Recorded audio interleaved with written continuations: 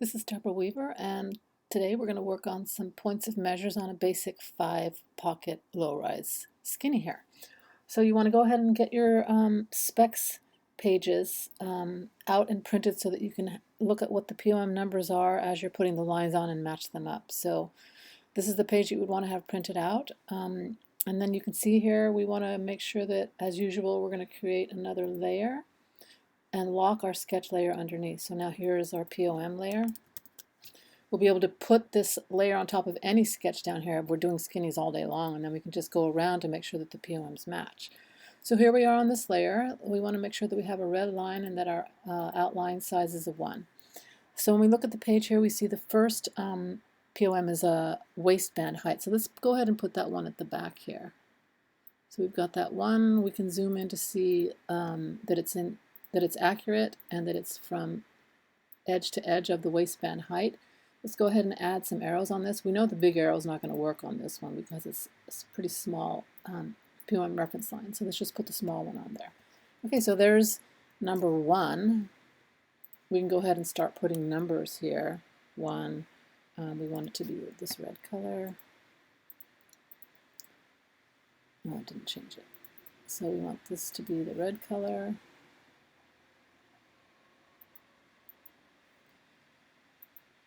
Still not quite what we want. Okay, there we have it. So there's our number 1. Let's get rid of that I there. So there's a 1. And then we're going to need 2 and 3.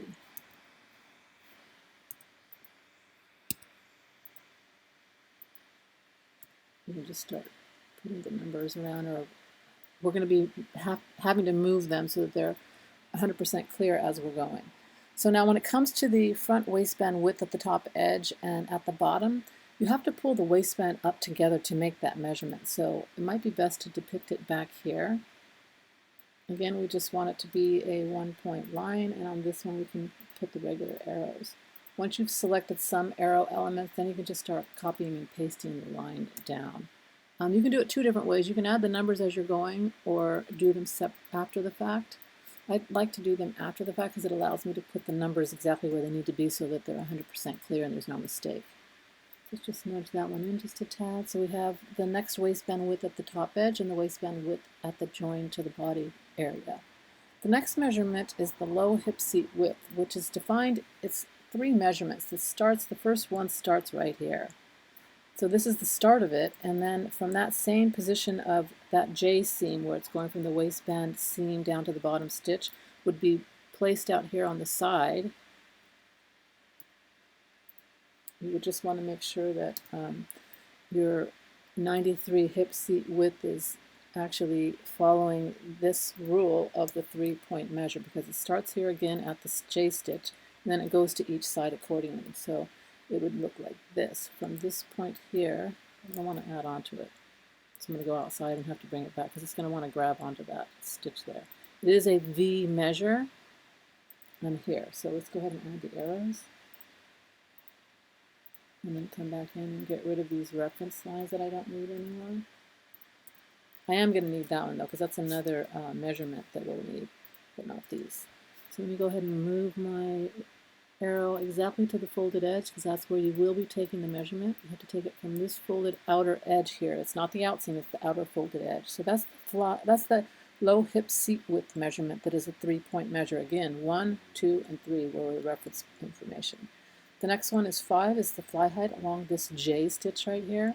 So let's go ahead and add some arrows onto that. I'm going to use the small ones again so it doesn't get too busy with all these big arrows converging into one another.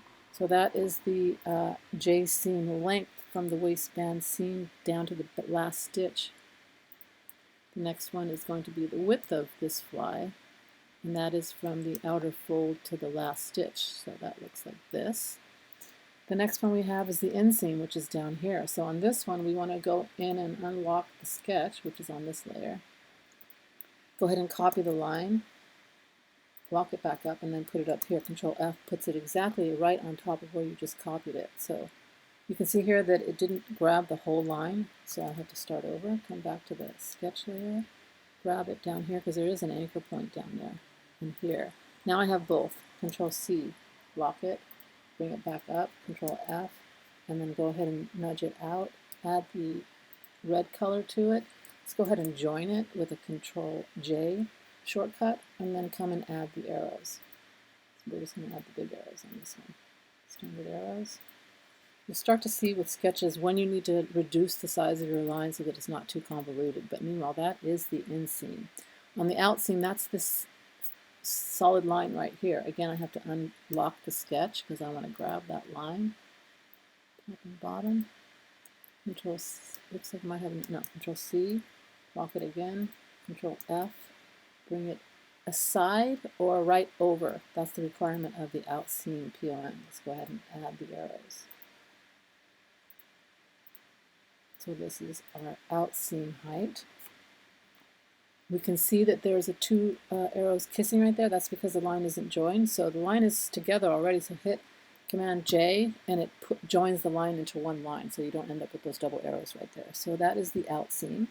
The next one is the front rise. So this front rise is actually going to be, you have to make sure that it's visible aside, because the front rise goes from the waistband seam down to the crotch seam, which is how we've sketched it. I'm going to go ahead and add the big arrows on this one so that it is a slightly different looking, and the one aside can, I'm going to try to stick with the same arrows that I have on all the others. So now let's zoom in to make sure that this is clear. So we can see here that the front rise arrow goes down to the crotch seam and meets at the waistband seam, and then we still have our J here. Let's make that a little bit longer because it should come down to the end of this J, which is right here at the bottom of the stitch that now is not visible. Okay, so that is the front rise. The back rise, we'll do the back rise next. So let's just go ahead and grab that line and duplicate it over. Put it to the back rise, which again is from the waistband seam to the crotch seam. So here's the waistband seam. We're going to drop it down to where the crotch seam should be down here. And there we have it. And this is part of the reason that we don't sketch all this business down here that's actually there, the back showing at the front, because it would make this difficult. You could end this one here, but this back rise seam would have to come up for about an inch here. And this is why we sketch it that way. And another good reason to have that swag line to stop all that information there and there makes it easier to show. Okay, so that's our back rise. The next one that we're going to have is a thigh. This one is taken from 1 inch below the crotch seam. So let's do something that's about 1 inch below. That looks like about 1 inch here. And it should be perpendicular to this outer folded edge. There is our thigh that's 1 inch below the crotch. The knee is 13 inches below the crotch, and in your depiction with your POMs, it just looks like it's in the middle of here and the leg opening, which is going to be down here. And I can just go ahead and adjust my arrow. That's my knee. And then here is my leg opening, which is the next one down here. These are all flat half measures. The next one is going to be a hem height. I'm going to grab this small one here. My hem height, I'll move it over here. I'll put it at the back since I don't have anything at the back right now. So that is my hem height, which you would measure from the inside of the folded edge above the stitch here on the inside aspect. Okay, so we have the hem height. The next thing is the back yoke. This is the back yoke aspect of the jean right here, this area in here. So I'm going to go ahead and grab the same smaller line over here and put it aside my back rise line. My back yoke height at the back is here. And then my back yoke height at the outseam is actually right in here. So I'm going to go ahead and bring this in here and see. I'm going to zoom in just to make sure that it's really visible. Looks like I'm going to have to take out these arrows entirely because it doesn't show. It just looks like a diamond shape right now. So let's remove the arrows. I'm going to increase the line size just so that it shows a little bit better, maybe at 1.5. And then here is my yoke on the out seam right here. This I'm most likely going to put a reference number pointing to it, so that's where we want the line to be like a 0.25 so that it's not fighting with the POM line or the number. It's just a reference line piece of info. So let's nudge that up a little bit. So that is our outseam back yoke at the outseam. Okay, so the next one is the back patch pocket height. Here we can go ahead and show this on this sketch. And I think fine to use our regular size arrow. So here we have the height of our back pocket, and then we want the width across the top. And the last one we need on this is the width at this bottom because it's not a square pocket, it tapers in down here. So we go ahead and move that for the last back patch pocket measurement info. The next thing we have here is the belt loop length. So this one is pretty simple. We can put it on any of the belt loops, and I will go ahead and put it on this one because it's easier to see this one. So there is my length, and then my width probably going to have to be a line without anything. Let's see, there is the width. I'm going to put it up here. And let's see if the arrows are still working. They don't, so let's take the arrow out. It should be clear. When the arrows begin to make the PLM line look like a diamond, it's not clear what you're measuring. Let's go ahead and eyedrop on the size of this one. No, we got the wrong one. We want it to be 1.5. And then we'll have to see when we go to place the number if we're going to need to add one of these. Most likely we will, because we can. So let's just go ahead and put it on that line there. So there's that one. Again, you only want to use these pointing 0.25 stroke lines when you absolutely have to, otherwise it starts to get too busy. Okay, so there's our belt loop length and width. The next thing is the front inset pocket opening, which is right here. And you want to do these PLMs on the side here that does not have the coin pocket because it's less busy. So the first measurement is the front inset pocket opening from the waistband along the outseam down to the top opening. And then the next one is going up here at the waistband from this aspect, which is closest to center front, over here to the outseam again. Okay, so there we have our front inset pocket opening PLMs. Back patch pocket placement. So now the next one is, where is this back pocket placement from the waistband? So the first one is from the waistband seam down to this inner corner, the placement of it, and then the last one is, where is it from the center back seam, which is here. So let's go ahead and use this smaller arrow so it's going to be easier for us to see. We're going to go from there over to this top corner up here. So that is the back pocket placement reference from the center back here. And then we have the belt loop placement. So the first one is back at the front, at the opening side, right here. This is the side that opens. And it wants to know, where is that belt loop, that first belt loop from the opening. So that is here. And we have the arrow here, so it's okay to butt it up next to our width there. So that is the loop placement at the front, and then the loop placement at the back, we're going to have to add a reference line information to depict where this outseam would be. So we're going to make it blue. It's the best reference colors to use. Let's see the color wheel that I really want. I'm not sure why my color disappeared here. So let's just go in and do it here. We just want it to be this turk color. This bright turk. Good enough. And then we're going to take our back belt loop position is going to be from that outseam reference line down to the bottom here of where the loop is. That is our loop placement at the back from the outseam. Again, that blue line, I'm going to make it a dash line so it's more clearly a reference line. And it's from this seam right here, which is the outseam at the front view. Okay, so the next thing is going to be on the callouts. It's for the front inset pocket bag size. So we're going to move over here and go ahead and grab one of these arrows, and we want to know the pocket bag size height. And you can measure this at the position that's the biggest, and then the width, which stops at the seam there and goes to the edge. So that is the the inset pocket bag length and width. The next thing we have here is the coin pocket. So we're going to be doing the coin pocket next. The coin pocket is going to be, the first one is the waistband seam to the pocket at the center. This is the waistband seam right here. This is where the waistband joins. So the first peeling is from there down to the top. We can clearly see that these arrows don't work. There we are again with that diamond that we can't have. So let's come down and see if our smaller point arrows are going to make it easy to see, and they are.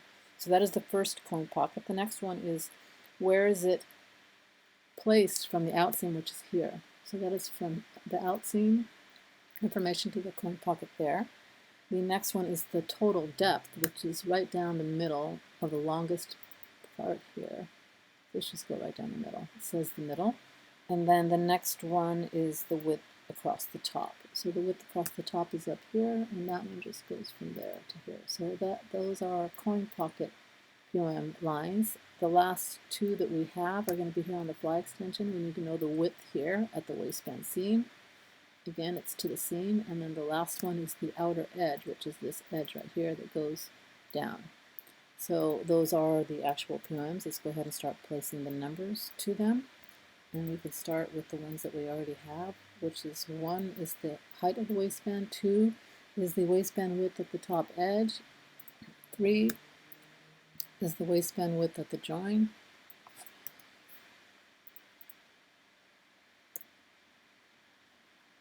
and we'll place that here for now, maybe out here. 3, let's go to 4. 4 is the low hip seat width. It's this one. And then 5 is for the fly height. There's 5A and 5B, 5A, and then there's going to be a 5B. I might consider making these numbers a little bit smaller because the POM lines are smaller. So we're at a 10. Let's go ahead and maybe make one of these an 8. So that 8 can go right here because that's the B one. And then this A1, I'm going to make that one a 10, not so small because it's not as small of a line. There's my 5A next to this line. Now the next thing we have here is the inseam, which is a 6.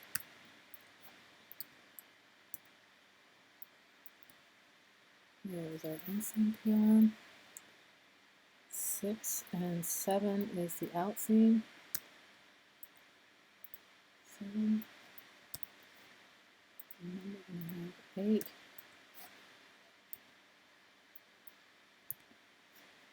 If you have them already, it makes it faster. So here's 7. I can place that one right here. There's nothing else in the way that it would be mistaken for. 8 is the front rise. That's down. Let's put that down here next to that part of the rise. 9 is going to be the back rise. There's 9. 10 is the thigh.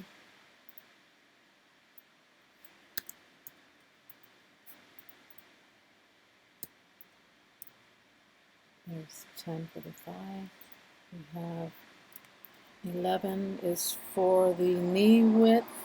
There is a, oops, didn't take. There's 11. And then we have 12 for the leg opening. There's 12. And then we have 13 is the hem height. There's number 13. Oops.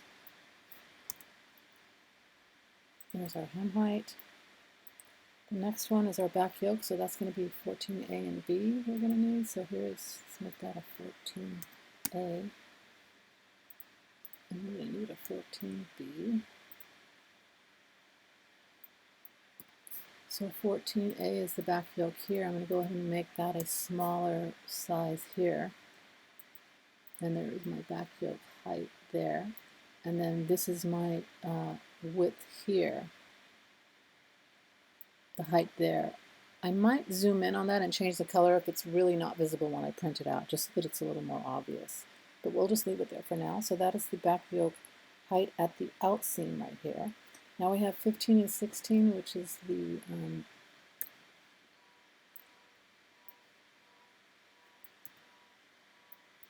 back patch pocket information. So 15 is the height. Let's put that there. 16 is the width across the top edge, which is here. We can see we want to make that number a little bit smaller. Let's make it the 10 size. Move it in. You don't want to put it right here because then it's kind of underneath this. If it doesn't show, sometimes you have to add little white boxes to cover what's underneath there. And then this bottom one is 17. There's the width at the bottom. It looks like and then the next one here is going to be the belt loop length and height, which is going to be 18 and 19. So the next one is 18. We already know that's going to need to be small because it's for the belt loop. So there's the length of it right here. There's 18 for the belt loop height, and then we have 19 for the belt loop width. Again, a very small number. We'll keep it that size so that it's a little more visible if I put it right next to my reference line there. And then the next one I have is going to be my front inset pocket opening, 20 and 20, 20A and B, which is here. So let's go ahead and duplicate that one, that number, because we know we need it to be small. So that one is going to be 20A, and then we're going to need a 20B. There's 20B. Here's the height one is 20A. I'm going to go ahead and make that one smaller because these have to both fit into this section right here. So there's A. If I move that one down, this one, again small, moved closer to this line will make it obvious that it goes with this line. And if I rotate it slightly, I think it will help to be more obvious that it is with that line right there. Okay, I could actually rotate this one down just slightly so that it's going to move down and closer to that line. That should make that a little more obvious, and if I want to make it really obvious, I'll just rotate it vertical and put it next to that line. So now it's very obvious that it goes with this line right here. So that's 20A and B, that's the front inset pocket information.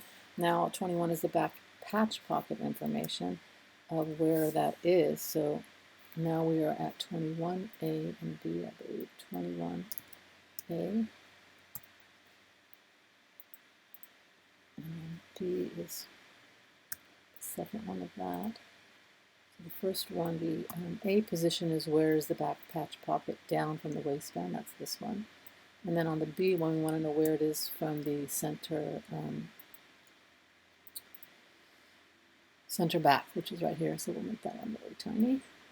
So that is our back patch pocket placement information. And now the belt loop. So the belt loop is going to be 22 for the front. 22A,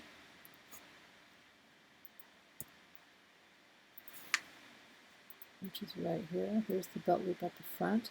Now we can see that this one is a little bit over the stitch information, so we're going to need to add a small little box. Or no, we can actually move it down here, and then it's not as convoluted into the stitch information. So there's our belt loop there, and then this is the 22B right here. Where's the back belt loop from the outer seam?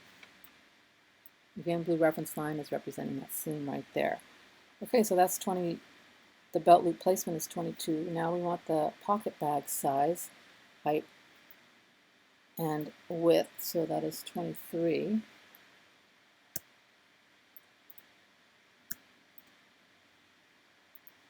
So 23. 23 is A for the height, and then B for the 23A, make sure that it's visible, and then 23B is the width down here. Whoops, it's grabbed onto that. There's 23B. And the last thing we have is the coin pocket information. Well, we have a few more things. We just have the coin pocket information, which is here. So now we're going to 24. So all that information now needs to be 24A. It's going to be a 24B. And we probably are going to need to shrink these numbers because our sketch is a little bit smaller. So the first one, 24A, is where's the coin pocket down from the waistband seam? That's this one right here. Let's go ahead and make that a 10. And then this one here is where is it from the out seam, which is here. I'm going to go ahead and make that a 10 as well. So where's the coin pocket from the out seam, and then we still have C, which is the depth of the coin pocket. Here's the depth of it.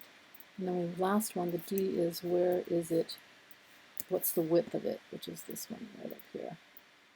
So there's our width one. The last one that we have is going to be the fly extension width, which is 25.